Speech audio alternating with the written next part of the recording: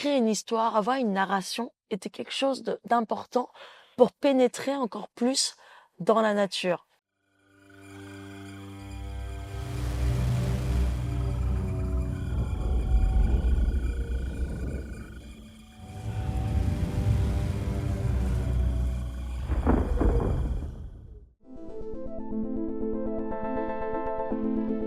Planète A, c'était en 2008, ma première planète où j'ai exploré justement la technique de time-lapse. Donc cette technique qu'on voit dans le temps, un phénomène naturel invisible à l'œil nu. Donc il s'agissait là de formation de cristaux de sel. Après, j'ai continué avec d'autres planètes en filmant des végétaux, en introduisant des insectes, en les ralentissant, en le mettant en macro, comme c'était un Godzilla qui venait sur cette planète. Je me suis rendu compte que pour aller plus loin, dans la vision de la nature, il fallait autre chose que l'optique, c'était l'émotion. On s'attache à quelque chose, on le voit autrement. C'est cette envie d'aller plus loin, même visuellement, par l'affect. Donc on a commencé à écrire ce long métrage avec Alain Lérac, mon co-scénariste, pendant 3 ans. Mais c'était difficile de articuler toute une sorte de dramaturgie avec des choses a priori immobiles comme les plantes. Donc c'était ça tout le challenge. Il n'est pas que un film d'animation, mais il est entre autres un film d'animation, puisque les personnages principaux sont animés en 3D. Après, ça prête à la confusion, puisque tout l'ensemble de décors et d'autres acteurs sont live. C'est des collages. Chaque image, il y a au moins 5 collages vidéo. Donc c'est que des collages. La quête technique la plus importante, c'était d'effacer des flous. Parce que quand c'est flou, on peut plus coller. Et donc, avec le chef opérateur, on a travaillé, plus on est macro, plus il y a du flou. Donc, on a inventé toutes sortes de techniques. On a inventé un bras robot. On a inventé un prototype de time-lapse avec 17 appareils photo synchronisés. On a trafiqué un optique à l'envers accroché pour qu'on puisse fermer le diaph au maximum pour ne pas avoir de flou.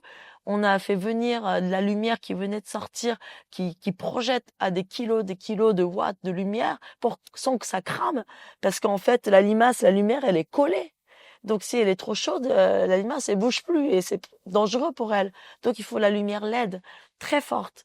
Et donc tous ces bidouilles de trafic, de bricolage qu'on a fait avec le chef opérateur, avec notre ingénieur, pour pouvoir coller tranquillement.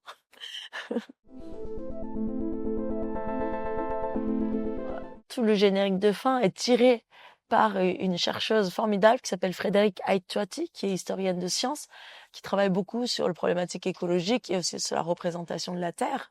Et elle a été vraiment ma muse quand je l'ai écrit, puisque elle me donnait une orientation scientifique qui est importante de parler aujourd'hui. Qu'est-ce qu'on doit parler aujourd'hui en 2025 quand on est face, bien évidemment, à la catastrophe naturelle qu'on connaît tous? À un moment, dans le scénario, dans l'écriture scénario, on était un tout petit peu perdu. On savait pas quelle orientation on devrait pas prendre. Donc je disais à Alain, peut-être on devrait se concentrer plus sur l'amitié interespèce entre la graine de pissenlit et les limaces. Comme ça, on va s'attacher plus. Je raconte ça à Frédéric Aitouati. Elle me dit non, l'amitié, on le voit dans beaucoup de films. Par contre, l'histoire du sol, on le voit pas dans tous les films. Et aujourd'hui, on a parlé du sol parce que le sol est malade. Le sol est abîmé. Et donc, j'ai réorienté l'écriture sur ce face-à-face de graine avec le sol. Parce que le sol, c'est son but. C'est son amour. C'est son partenaire. Donc, ce champ contre champ entre la graine et le sol, je l'ai plus accentué. Diriger une limace, c'est tout un art. Déjà, pour les filmer, il faut les comprendre. Les limaces, elles sont nocturnes. Donc, pendant la journée, on ne peut pas vraiment les filmer, puisqu'elles ne bougent pas.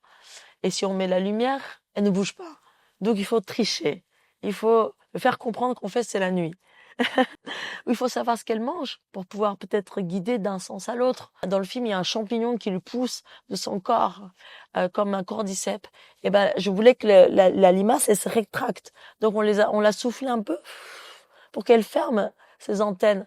Toutes ces choses-là, on a vécu avec, on a essayé pour qu'on puisse les comprendre, leur comportement, pour pouvoir les guider comme on veut. Donc, c'est pas moi qui guide la limace, mais c'est la limace qui me dit comment elle est, et moi, je prends ces parts-là, comme un documentaire. Toute la partie sonore a été assurée par Nicolas Becker et Quentin Sirjac, un binôme d'un trafiqueur de son et d'un compositeur de musique.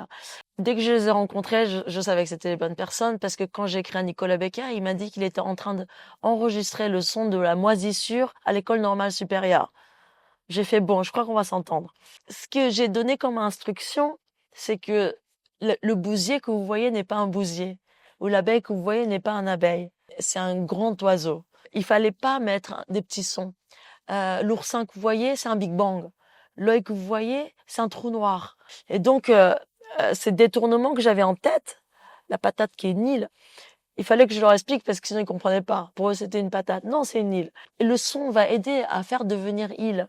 Parfois, je lui disais non, c'est encore trop petit. Il faut que ça soit encore plus gros comme son. Et ainsi, les pleurotes qui poussent dans la forêt, il a mis un son de le cri de la baleine.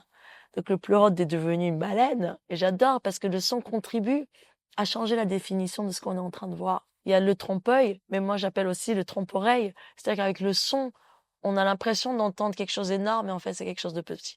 Et pour la part de musical, moi, j'avais pensé vraiment un peu comme le carnaval des animaux, que chaque scène avait sa propre musique. Alors, c'était un fantasme de début. Après, ça a été un peu plus dilué, un peu plus complexifié, puisque on ne peut pas poser des tableaux comme ça, comme plusieurs palettes de couleurs. Il fallait les diluer, il fallait les faire des transitions. Ce qui était beau, c'est que la fabrication de musique a duré 2 ans. Et d'habitude, c'est en un mois, 3 semaines, 2 semaines. Puisque la fabrication d'un animation est très lent, la fabrication était très lancée. Donc, ils sont venus aussi au tournage. On a enregistré plusieurs instruments, aussi rares qu'ils soient aussi, puisqu'ils voulaient nous faire entendre des sons qu'on a presque jamais entendus, comme les ondes Martenot ou le cristal bâché, du shakuhachi ou jusqu'au gamelan indonésien. C'est des sons qu'on n'est pas forcément habitué à entendre. Et donc, pas une composition parfois plus classique, mais en posant des instruments non classiques, il nous construisait aussi, comme moi, avec la narration plutôt classique, mais avec des images non classiques, on tissait un peu la même chose en son et en image.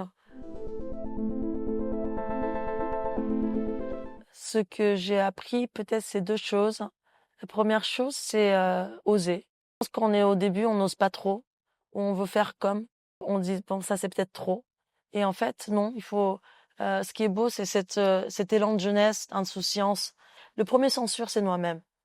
Donc allons-y, c'est pas grave, on essaye.